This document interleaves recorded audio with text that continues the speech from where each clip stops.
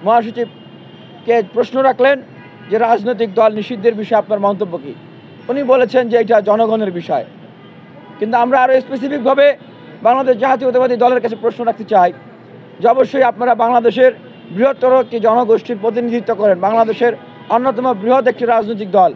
এই ক্ষেত্রে আপনাদের অবস্থানটা আসলে কি? আমরা মনে করি জনগণ এটির সুস্পষ্ট অবস্থান আপনাদের কাছে জানতে চায়। আপনাদের অবস্থান যদি এই হয় যে এই গণহত্যাকারীদের সাথে এই আওয়ামী লীগ জাতীয় পার্টি এবং অন্য অন্য রাজনৈতিক দলের সাথে আপনারা আগামীর পার্লামেন্ট শেয়ার করবেন, এই যদি হয় আপনাদের অবস্থান, তাহলে সেটি আপনারা স্পষ্ট করুন। আমরা বলতে চাই যে জনগণ আপনাদের বিষয়ে কি অবস্থান নেবে, জনগণ সেটি স্পষ্ট করবে। আর বলতে চাই যে জাতীয় পার্টি এত সাহস কোথায় পাচ্ছে?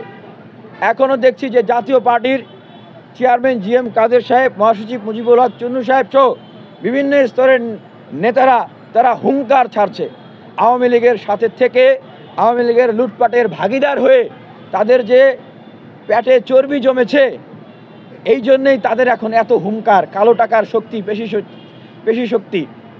তাই বলতে চাই যে এই যে যারা 2024-এ নির্বাচনে অংশগ্রহণ করেছে তাদের সকলেরই এমপি মন্ত্রী হয়েছে, সকলেরই দুদকের মাধ্যমে তাদের যে সম্পদ রয়েছে সেই সম্পদের তদন্ত করুন, বের হয়ে আসবে তাদের এত শক্তির উৎস কোথায়।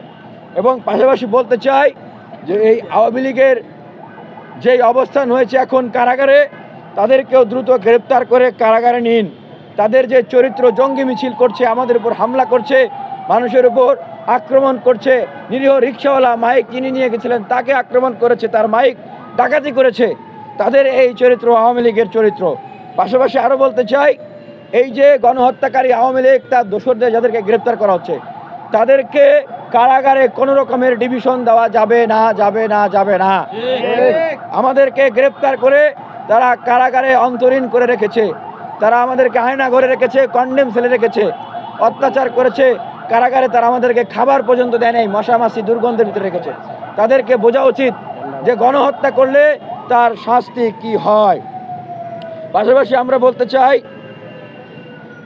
আমাদের কাছে যেটি মনে হয় যে যদি বাংলাদেশ জাতীয়তাবাদী দলের সাংগঠনিক অবস্থান এই হয়, ওনারা আগামী নির্বাচনে ইতিমধ্যে মির্জা ফখরুল ইসলাম আলমগীর সাহেব বলেছেন আওয়ামী লীগকে তারা চান, এটি যদি তাদের সাংগঠনিক অবস্থান হয় তাহলে অনেকেই বলছেন যে বিএনপি যদি এটি চায় তাহলে চাওয়ার এই কারণ হতে পারে যে খেলার জন্য তো একটা বিরোধী দল দরকার, তাই না? নির্বাচনী খেলাটা খেলার জন্য একটা বিরোধী দল দরকার। আর বাংলাদেশে এই মুহূর্তে সবচেয়ে নিগৃহীত এবং সবচেয়ে দুর্বল বিরোধী দল কে, কারা? এই আওয়ামী লীগ এবং জাতীয় পার্টি এবং এরা।